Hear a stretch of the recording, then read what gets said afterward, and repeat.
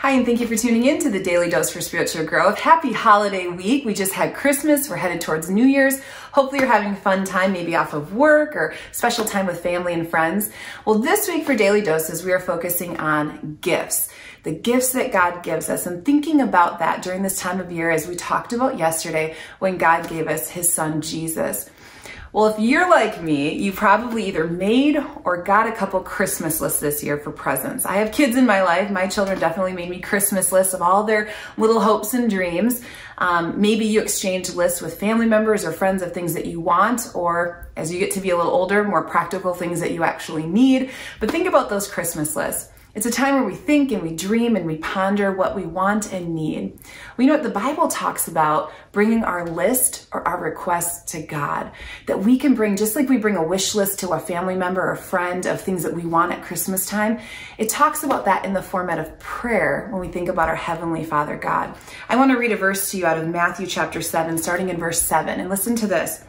It says, "Ask and it will be given to you. Seek and you will find. Knock and the door will be open to you. For everyone who asks receives. He who seeks finds, and to him who knocks the door will be open." What an amazing thought. What a loving Father that we serve, that we hear described here in his word, that when we ask, when we go to God, that he always responds. And I want to move down a little further to verse 9. It says this. Think about Christmas time. It says, "Which of you, if his son asked for bread, will give him a stone? Or if he asks for a fish, will give him a snake?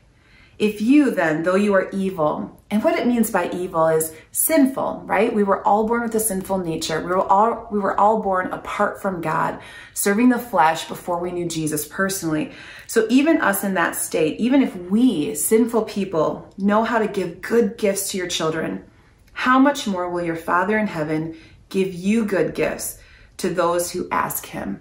So in everything, do to others what you would have them do to you.